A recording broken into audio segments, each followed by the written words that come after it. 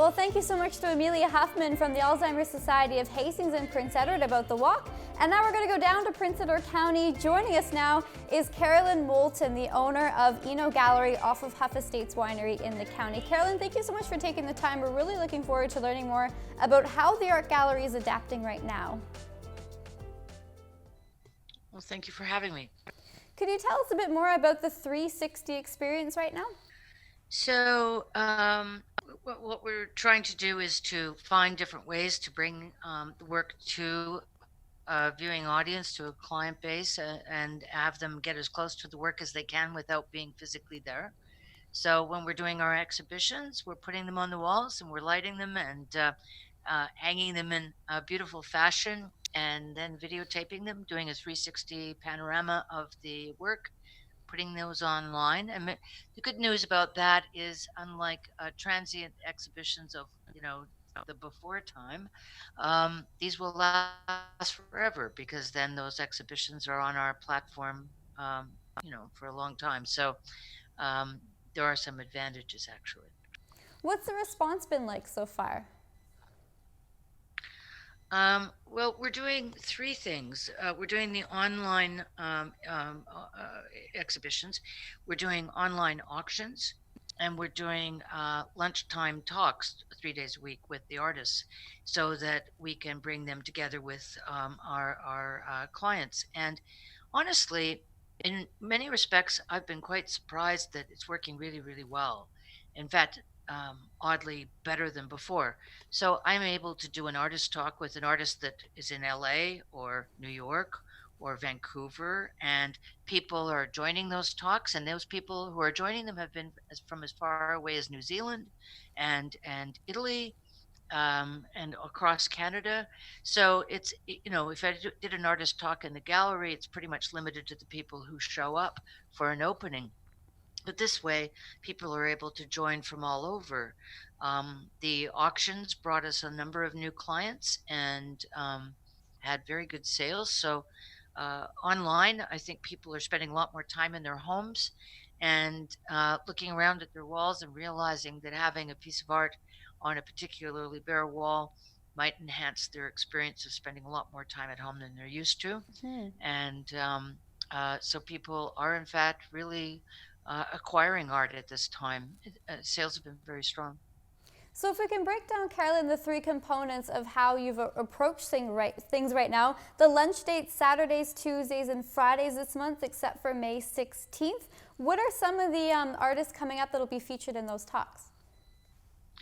So coming up, we have a number of things going on. I think the starting next week on the 12th of May, I've got Lynn Fernie is going to be talking about the Toronto art scene in the 70s and 80s, and how things really changed with Queen Street and a number of galleries, different kinds of music happenings. I don't know if you remember the song Rise Up by the Parachute Club. Do you remember that? Oh, yeah. So Lynn wrote that song.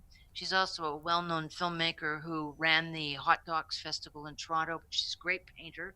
We represent her, and she's going to talk about the transition of the art scene in Toronto. So that's going to be a great talk on May 12th. And all of these talks are being recorded and put on our website. So if you've missed them, you can go back and have a look. Oh, fantastic. Is there a charge or a fee with this? No, that's free. Nice. We're just trying to make the whole COVID thing a little more tolerable. Artists work alone. The art is created in solitude. And so what an artist needs more than anything, that's why they get residencies, that's why they get these times away. Artists more than anything need time alone to think and reflect and do their creative work. They know how to be alone. They know how to not interact with other people and still find a great positivity in that.